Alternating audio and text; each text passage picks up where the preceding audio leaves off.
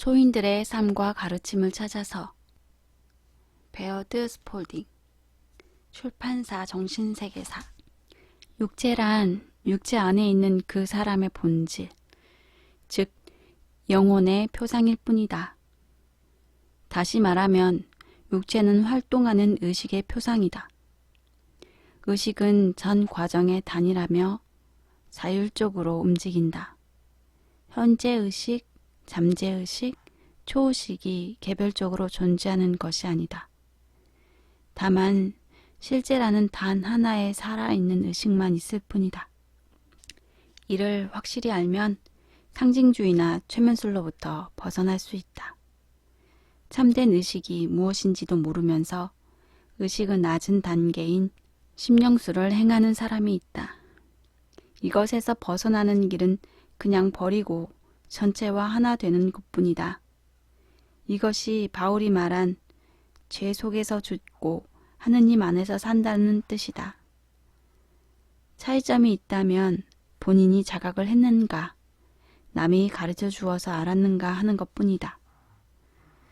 투시란 원래 분명히 본다는 뜻이었는데 이제는 부분적으로 보는 것, 흐릿하게 보는 것으로 뜻이 변질되어 버렸다.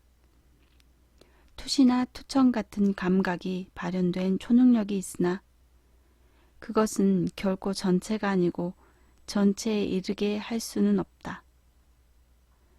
이런 초능력이 생기면 잘못되거나 부정적인 관념에 빠지기 쉽다.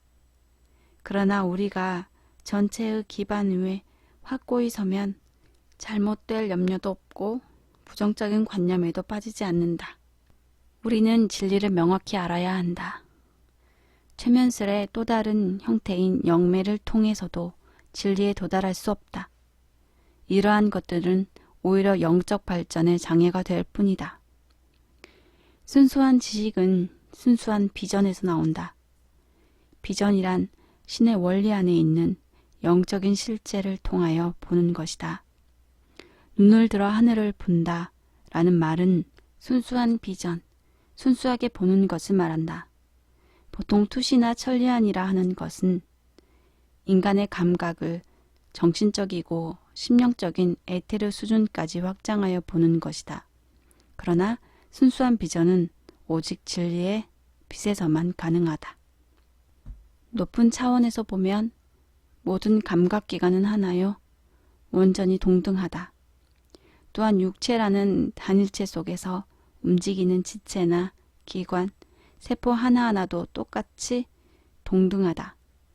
그런데 육체의 일부 기관이나 세포가 잘못된 파동을 갖는 경우가 있다. 새로 만들어진 세포들은 원래 속해 있던 기관에 부착되어야 하는데 그렇지 못하는 경우가 생긴다. 그 소속된 파동장을 벗어나서 다른 기관에 부착되면 그 기관에 부조화가 일어난다. 암을 말하는 것이다. 육체의 중추 기관이나 어떤 특수한 기관에 특별한 정신 집중을 하여 그것을 극단적으로 강화시키는 수행법이 있다. 이는 최면 상태를 더욱 강화시키는 방법으로 잘못하면 부조화가 극단적으로 일어날 수 있는 대단히 위험한 수행법이다. 우선 최면의식이란 부분의식에 불과한 것으로 어떤 특정한 형태나 방향에만 의식을 집중하는 것이다. 의식은 나누어지면 나누어질수록, 분리되면 분리될수록 더욱더 최면 상태가 강화된다. 이렇게 의식이 분리된 상태를 계속하면 최면 상태는 틀림없이 확고해질 것이다. 우리의 주의를 전체, 완전한 하나됨 속으로 향하면 약동하는 에너지가 육체뿐 아니라 의식 전체에 흐르게 된다. 그렇게 되면 전 기관에 완전한 조화 상태가 나타나게 된다. 최면술에서 흔히 볼 수 있는 일이지만 인간에게 어떤 관념을 강제로 주입시키려는 행위나 육체의 에너지 센터를 깨우기 위한 수행법이 있다. 일단 주입된 관념을 받아들이면 그 관념에 속박되어 버린다. 이와는 달리 기쁨에 가득 찬 사람은 온몸의 에너지가 생생히 살아있다. 환희 상태에 들어가기 위하여 신체의 특정 부분이나 에너지 센터를 자극할 필요는 없다. 환희 상태에 들어가기 위하여 신체의 에너지 센터에 집중하는 수행은 얼마나 오랜 시간이 걸릴지 또 될지 안 될지도 알 수 없다. 정신 집중만으로 영적인 상태에 들어가기 힘들고 육체의 에너지 센터를 깨우기도 힘들다. 오직 영적인 각성만이 존재의 중심에 이룰 수 있는 길이다. 유일자가 들어 올려질 때 인간이라는 존재도 들어 올려진다. 내부의식, 외부의식이라는 개념도 주입된 사고에서 나온 것이다. 이와 같은 이론은 분리감만 더할 뿐이다. 내부의식, 외부의식이 따로 있는 것이 아니다. 또한 개인의식, 우주의식이 따로 있는 것도 아니다. 참 나가 외부로 나타나 인식하고 있는 것을 의식이라고 한다. 이것은 모든 면에서 완전하고 우주의식 속에서 하나요 우주의식과 함께 존재한다. 나와 아버지는 하나이다. 그렇다고 우리는 특별히 내부만 내세우지는 않는다. 내부와 외부는 전체에서 보면 하나이다. 우리가 비전을 본다거나 이상을 따른다 하더라도 완전히 하나됨을 위한 것이다. 대사들은 이를 건전한 마음, 온전한 의식이라고 말한다. 즉 의식이 건전하고 전체인 상태, 육체도 건강하고 전체인 상태이다. 아는 자와 아는 대상이 하나이다. 사도 바울은 그 서간에 이를 써놓았는데 번역하는 과정에서 그만 그 의미를 빠뜨렸다. 아는 자와 아는 대상이 합일되어 완전해진다면 아는 자이면서 동시에 아는 대상도 된다. 문제는 실제로 있지도 않은 분리를 우리 스스로 만들고 있다는 사실이다. 완전한 상태 속으로 들어가기 위한 한 방법으로 부정법이 있다. 이 부정법은 마음속에 있는 참되지 못한 것, 완전한 상태에 유배된다고 생각하는 것들을 제거해버리는 것이다. 그러나 현재의 형이상학에서 사용하는 이 부정법이 과연 기대하는 만큼 효과가 있는가? 이러한 부정법을 써서 바람직한 결과를 가져온다면 좋겠지만 그렇지 못하고 있다. 차라리 그 배후에 있는 것이 무엇인지 알아보는 것이 어떻겠는가? 이번에는 부정법과 보통 유전의 법칙이라고 하는 것의 관계를 살펴보자. 어떤 점에서 보이든 부정법은 전혀 필요 없는 것이다. 부정법은 인간을 점점 미혹 속으로 빠지게 한다. 왜냐하면 부정법을 수행하면 부정적인 것만을 보게 되고 부정적인 것만을 생각하게 되므로 부정적인 상태가 더욱 강화되어 결국은 부정적인 상태가 현실화된다. 인간의 마음은 주의를 기울이는 쪽으로 강화되기 마련이다. 부정법을 사용하는 목적은 부정적인 것을 완전히 제거하고자 하는 데 있는데 없어져야 할 부정적인 것들이 오히려 강화되는 일이 일어난다. 본래 부정한다는 것은 무엇을 취소하거나 부인하는 것이 아니고 아예 무시하는 행위이다. 마음이란 본래 어떤 대상에 붙잡히기 쉬우며 일단 대상에 붙잡히면 마음은 더욱더 증폭하여 활동한다. 마음의 본성이 이러하므로 마음 안에 어떤 부정적인 것이 있으면 마음 밖으로 추방해야지 부정한다고 해서 없어지는 것이 아니다. 사탄아 물러가라 라는 말씀의 뜻은 부정적인 것을 마음 밖으로 추방한다는 말이다. 부정하는 대상은 그림자와도 같아서 아예 맞서 싸울 상대도 되지 않는다. 빛이 그림자를 추방하는 것처럼 올바른 지혜는 무지를 추방한다. 참으로 말하면 유전의 법칙이란 실제하지 않는다. 이것은 다만 나타난 현상에 불과하다. 따라서 현상에 불과한 것을 구태여 실제하지 않는다고 부정할 필요조차 없다.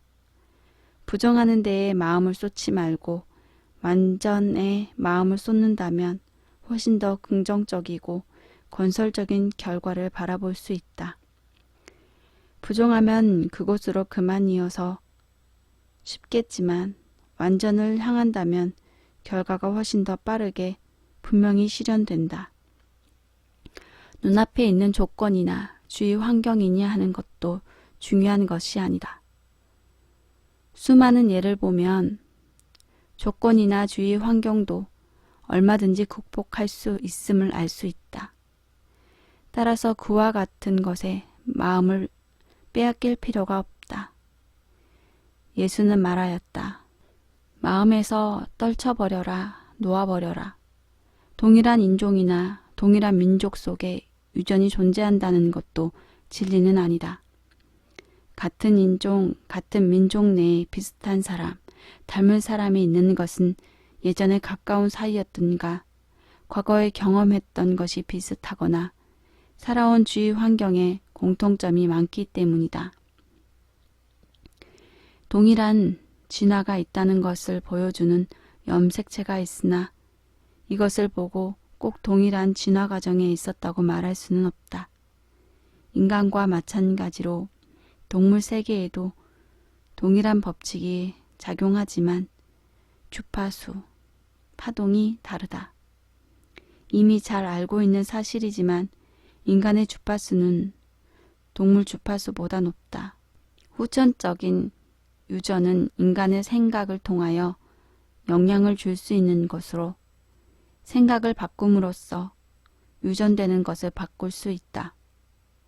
마음 상태가 비슷하면 외형의 특징도 비슷하게 나타나는 법이다.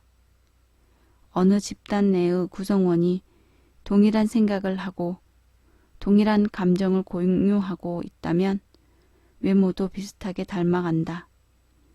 처음에는 그다지 비슷한 점이 없었더라도 서로 오랫동안 접촉하면서 공통적인 생각과 감정을 갖게 되면 비슷한 특징이 나타난다.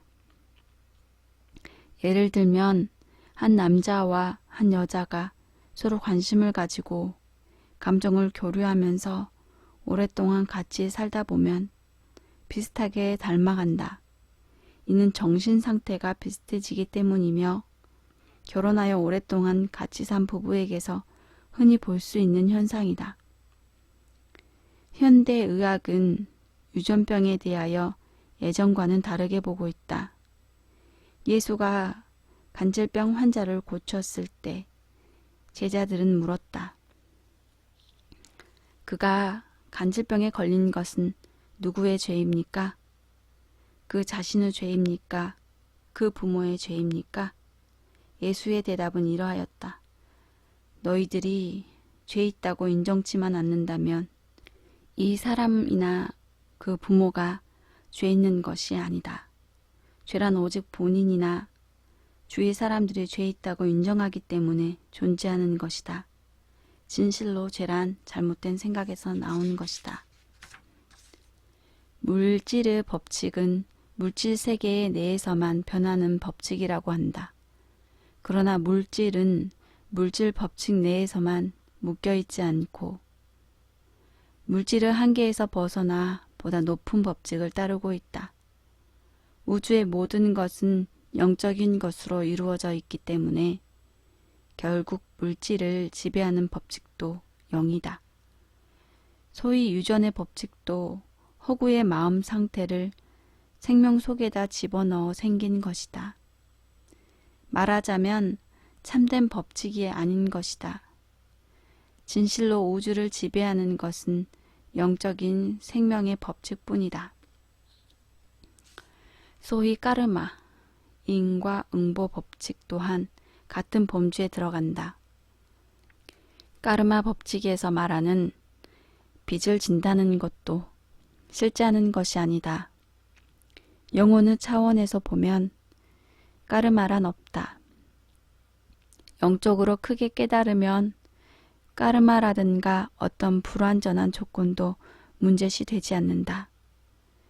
까르마나 어떤 불완전한 조건을 고치려는 것은 수학을 공부해 보지 않은 사람이 수학 문제를 풀려고 하는 것과 같이 어리석은 일이다.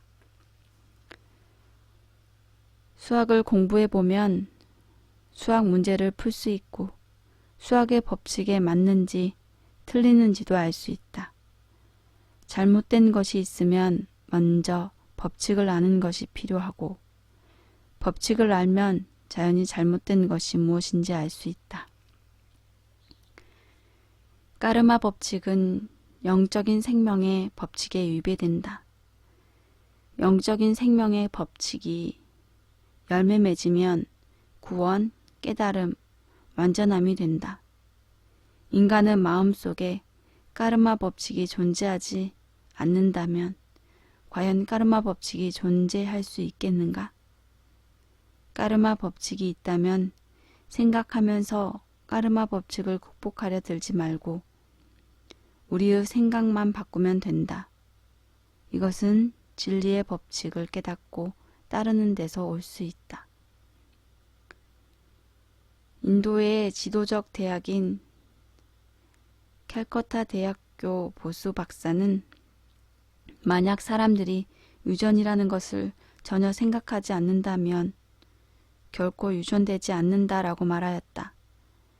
식물이 유전되는 것도 그 주위 사람들이 생각을 바꾸면 얼마든지 유전되는 것을 교정할 수 있다. 사람들이 유전된다고 생각하는 정신병도 주위 사람들이 정신병이 유전된다고 생각하기 때문에 생기는 것이다. 그렇기 때문에 정신병이 유전된다고 말하는 사람들 또한 정신병자와 같은 부류이다. 정신병은 병이라는 것을 끌어당긴 것이지 유전이 아니다.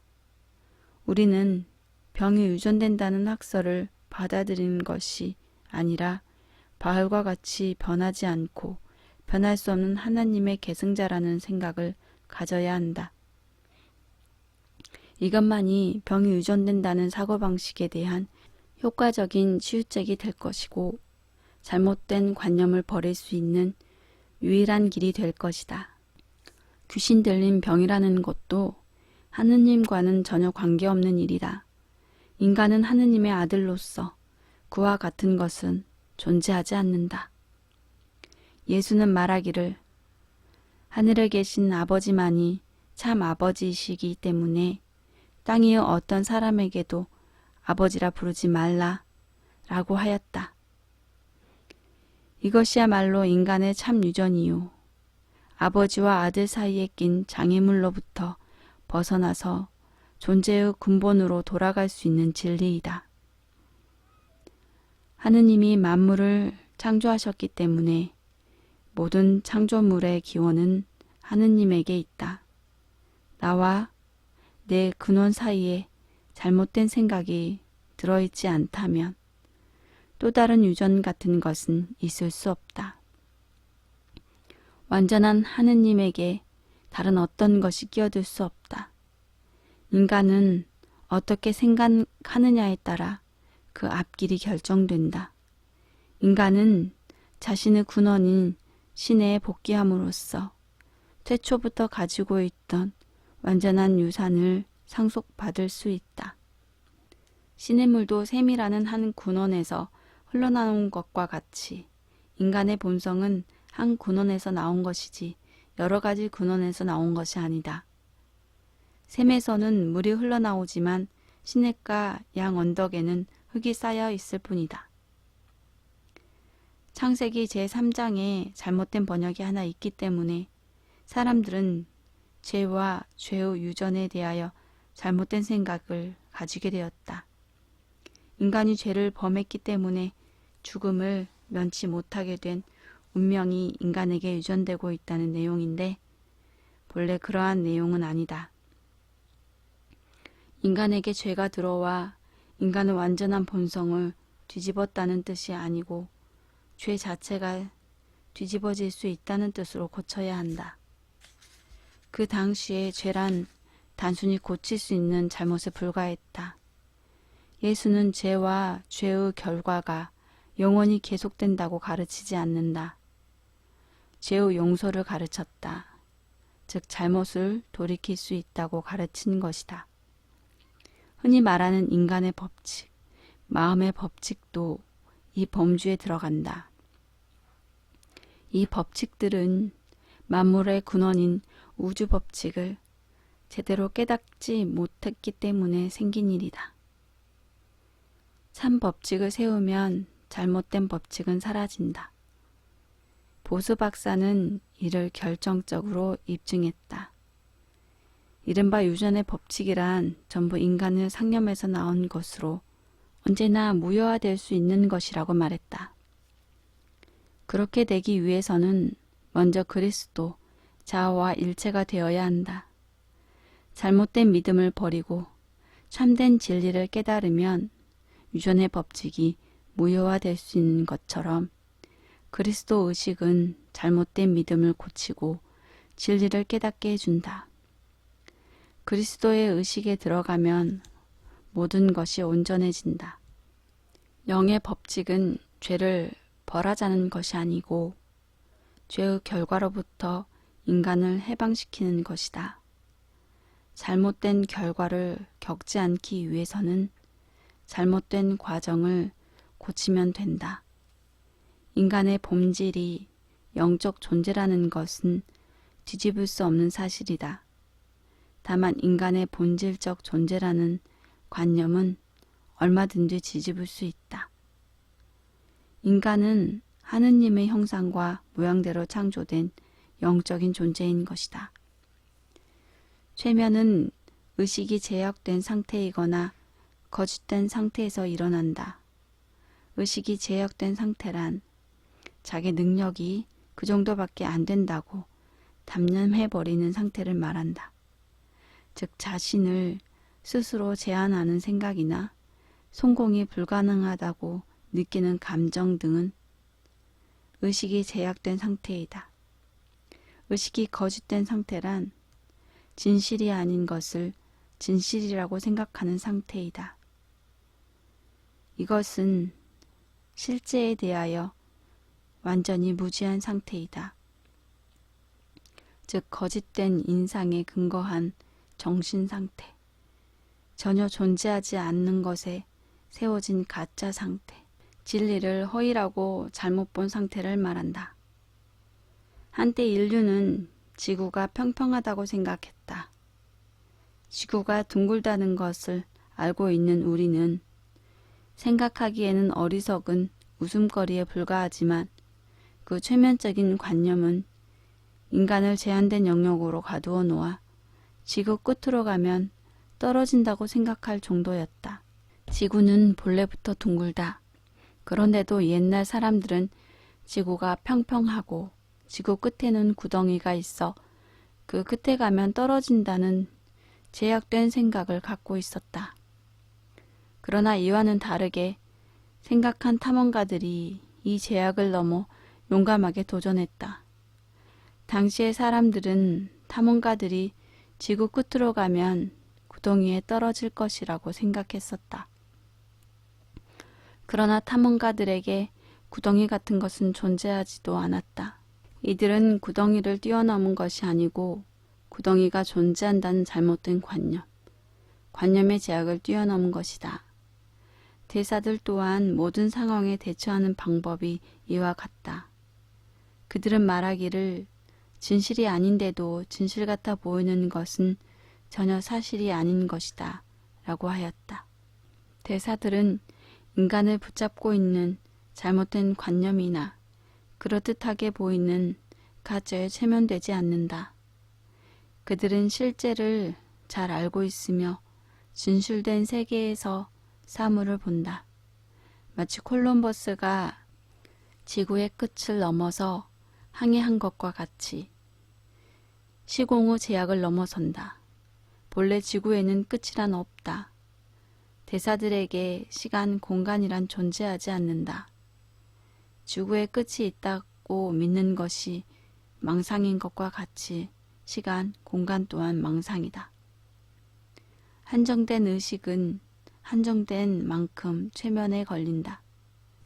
인간은 태초부터 만물에 대한 지배권과 권능을 가진 자유롭고도 전능한 존재이다. 인간을 스스로 제약하는 것은 인간의 의식이다. 그러므로 한정된 의식에서 해방되는 것이 인간이 해방되는 일이다. 예수가 사탄아 물러가라 라고 한 것은 제약이가 물러가라 라는 뜻이었다. 사탄이란 실제하진 않는다. 예수와 같이 자각한 사람에게 제약 같은 것은 존재하지 않는다. 예수는 최면 상태를 넘어 사원의 베일을 꿰뚫어 보고 완전한 실제 안에서 살았다. 잠잘 때나 깨어있을 때나 인간의 주안된 의식과 완전 의식을 연결하는 다리를 놓는 것이 중요하다. 우리 마음에 틈이 생겨 지고의 본성이 아닌 것이 들어오면 그 정도에 따라 우리의 천성이 발현하는데 제약을 받게 된다. 우리는 근원이 아닌 것으로부터 부분적인 지식을 받지 말고 직접 근원으로부터 순수 의식을 받아들여야 한다.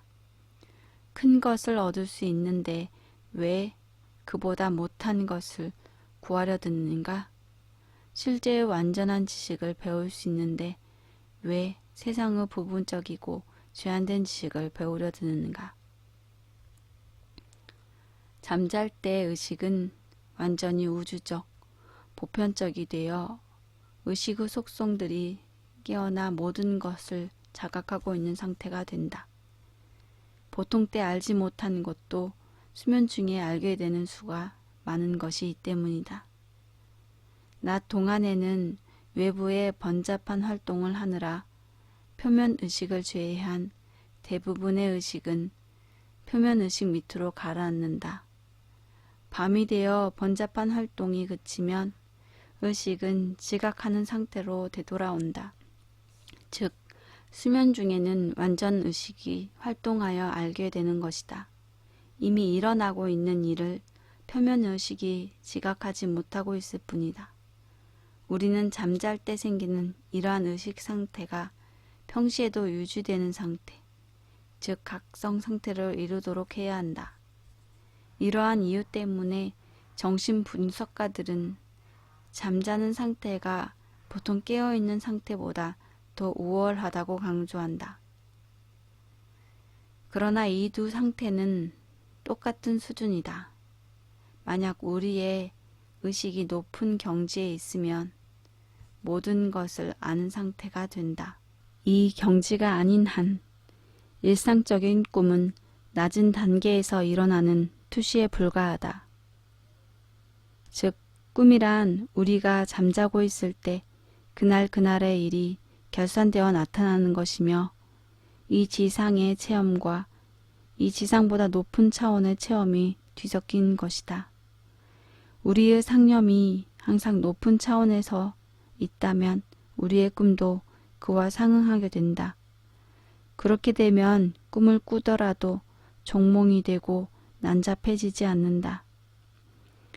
우리가 해결하기에 어려운 문제를 놓고 너무나도 고민한 나머지 지쳐 포기했을 때 문득 해결책이 떠오르는 수가 있다. 이는 외부의 번잡한 삶 때문에 자기 존재의 중심을 인식하지 못하던 의식이 존재의 중심점과 갑자기 연결되기 때문이다. 고민하다가 지친 나머지 잠자고 있을 때 해결책이 떠오르는 것도 같은 이치이다.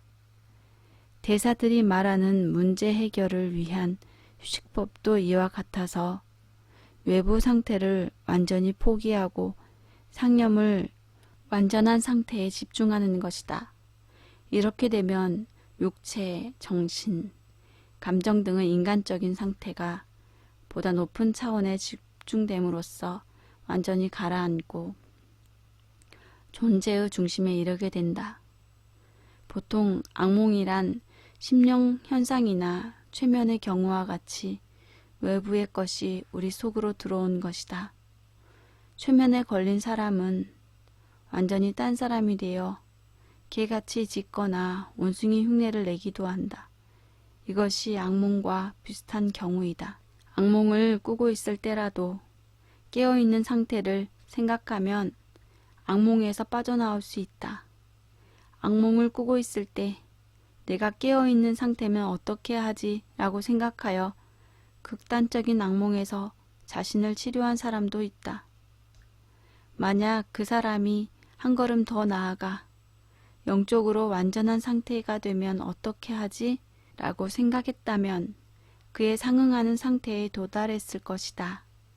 그가 영적인 상태를 통찰할 수 있다면 좀 더 쉽게 도달했을 것이다. 자기 자신이 완전과 실제라고 선언하고 잠자리에 들면 악몽을 꾸지 않는다. 완전한 상태에 들어가면 악몽은 끼어들 여지가 없게 된다. 이 방법은 보통 깨어있는 의식 상태에서도 적용할 수 있다. 이 방법을 쓰면 부정적인 상태라든가 어려운 문제를 해결할 수 있는 길이 열린다. 부정적인 상태에 있을 때나 어려운 문제에 직면했을 때 내가 영적 의식 상태에 있다면 어떻게 할 것인가 하고 자문하는 것도 해결책이 나올 수 있는 방법이다. 이런 방법으로 세상을 살아가면서 일어날 수 있는 번잡한 문제들을 해결할 수 있다. 어렵지 않은 아주 간단한 방법이다. 잠잠하여라. 내가 하느님임을 알라. 이 말씀이 이러한 경우에 해당되는 것이다. 또한 이 말씀은 모든 것을 온전하게 한다. 또 다른 말씀에 하느님이 성소에 거하시니 온 땅의 만물은 그 앞에서 잠잠하고 기뻐할지어다 라는 말과 영원한 기쁨에 거하라. 만물이 거기서 출생하느니라 라는 말도 같은 뜻이다.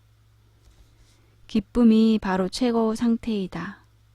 육신의 기쁨이 육신을 고양시키는 것처럼 영혼의 기쁨은 영혼을 고양시킨다. 영혼의 기쁨이야말로 존재의 실상에서 나오는 인간의 참된 정서이다.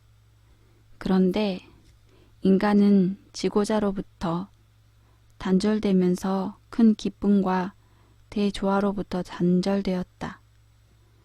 이 진리를 가르치는 사람이 있기는 하지만 언젠가는 이 세상에 있는 모든 학교에서 이 진리를 가르치게 될 것이다.